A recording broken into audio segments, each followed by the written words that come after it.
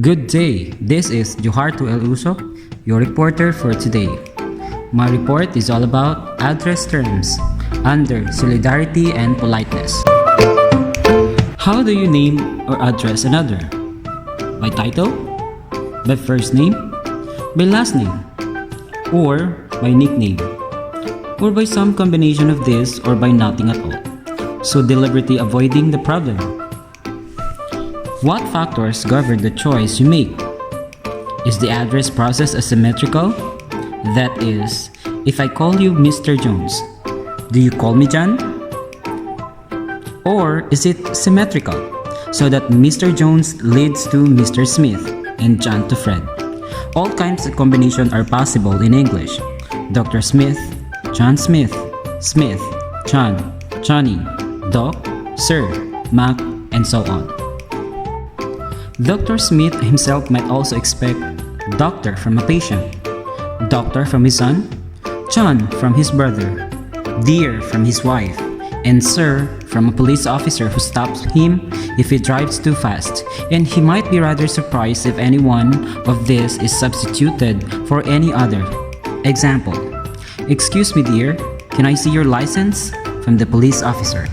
The Nuwa, a Sudanese people, have very different naming practices from those which we are likely to be familiar with. That's according to Evans Pritchard's 1948.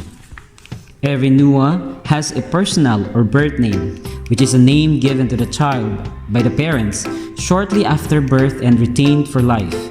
A personal name may be handed down, particularly to sons. For a sons may be called something equivalent to son of a personal name. Nuwa personal names are interesting in what they name. Example: Rith for drought, Nyal for rain, Pun, wild rice, Cool, to compensate, Mun for earth, and Met for disease. Sometimes the maternal grandparents give a child a second personal name. The consequence is that a child's paternal kin may address the child by one personal name and the child's maternal kin by another. There are also special personal names for twins and children who are born after twins.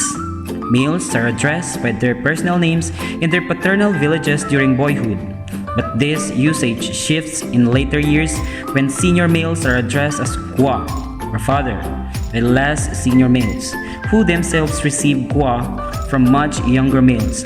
Children, however, call everyone in the village by their personal names, older people and parents included. Every Nwa child also has a clan name, but this name is largely ceremonial, so that its use is confined to such events as weddings and initiations. Use of the clan's name between females expresses considerable formality, as when a woman uses it to address her son's wife. The clan's name may also be used by mothers to their small children to express approval and pleasure. Clan names are also used when no one is addressed outside one's local tribal area by people from other tribes.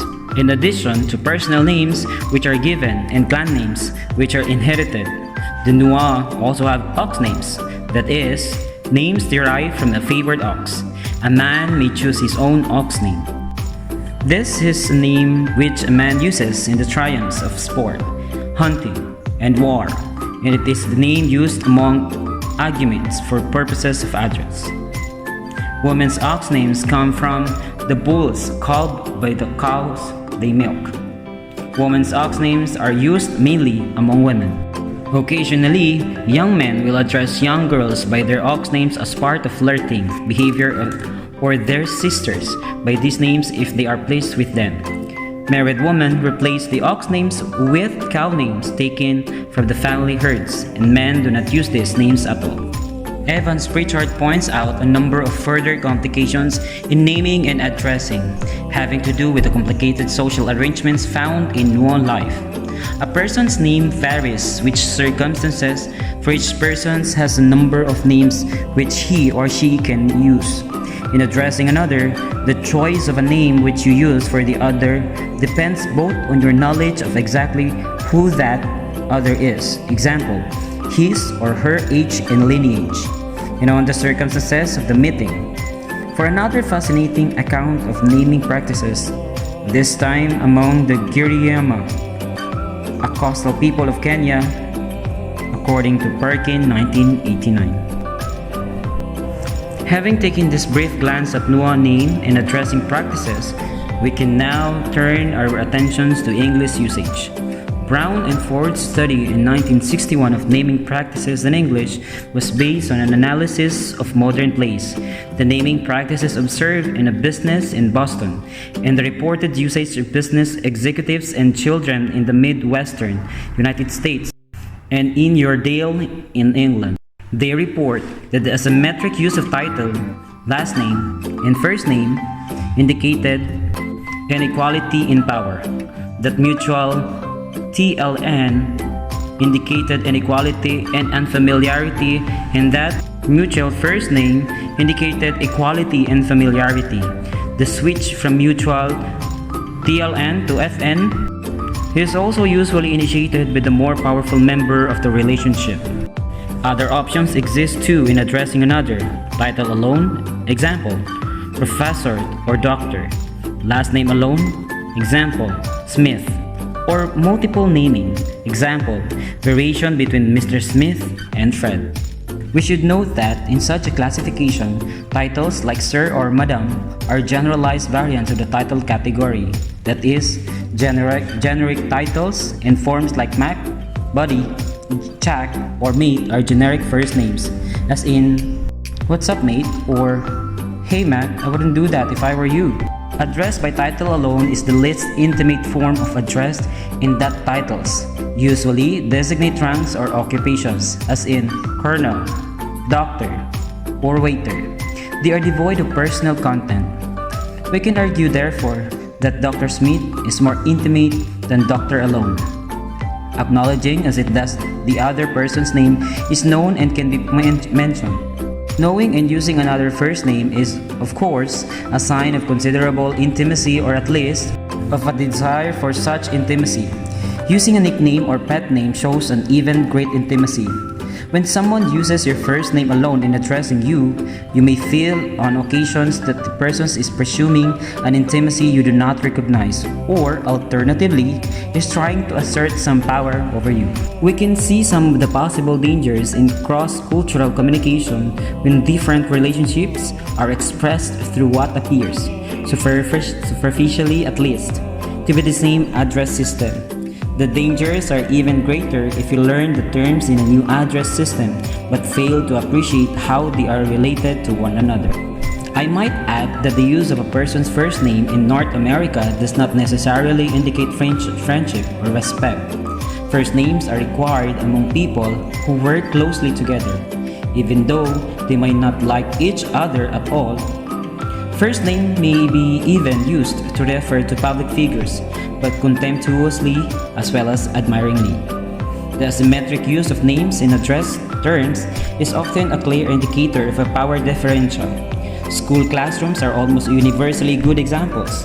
John and Sally are likely to be children, and Miss or Mr. Smith to be teachers. In Java, a wife may address her husband as Mas, elder brother, and get her first name, a nickname, or Dick, younger sibling, from him, a reflection of the traditional difference in status between husband and wife. Greeks had only one single name. A given name were commonly used in addressing others. Example, by free adult males to address each other. Slaves were usually addressed as pai or child. They in turn addressed their masters and mistresses as despota, master, or despoina, mistress, although they sometimes use names too. Men address women by either name or gunai, women, and women and children address men by name. Children address parents as either pater or father, or meter, mother, and parents address children as hue or son, sugater or daughter, or pai for child. Siblings use names or adelpi, brother, or adelpi, sister. Husbands usually address their wives by kunai and their mistress by name. A wife uses either her husband's name or aner, husband. Dickey says in 1997 that there was, to all intents and purposes, only one way to address a man by name in Athens. In English, when we are in doubt as to how to address another, we can actually avoid the difficulty by not using any address terms at all. We can say good morning as well as good morning, sir, Mr. Smith, Susie. In other languages, such avoidance may either impolite or deficient. In France, you cannot say bonjour, au revoir, merci, or pardon without attaching an address term. So the French say bonjour, monsieur, or merci, Pierre, whereas we can say simply good morning or thank you. As you age and your family relationships change, issues of naming and addressing may arise. For example, knowing how to address your father-in-law or mother-in-law has often been a problem for many people.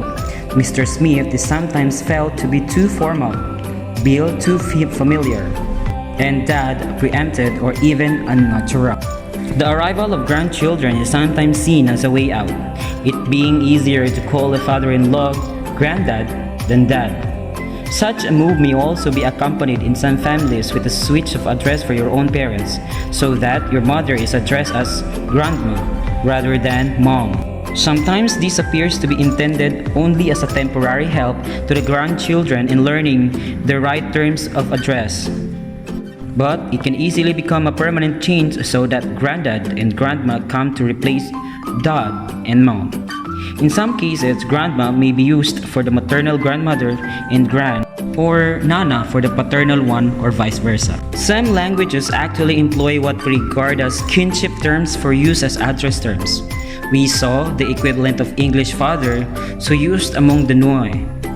Long 1990 described how Vietnamese makes extensive use of kinship terms as forms of address. Example, Chow for grandchild, Ba, grandmother, and Bach, senior or uncle or aunt.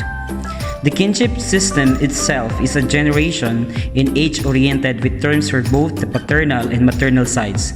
It also gives more weight to males than females. Children are also ordered, for example, as sibling 2, sibling 3, etc. There is no sibling 1. And a term like aunt can be used for both elder brother and male cousin, same generation.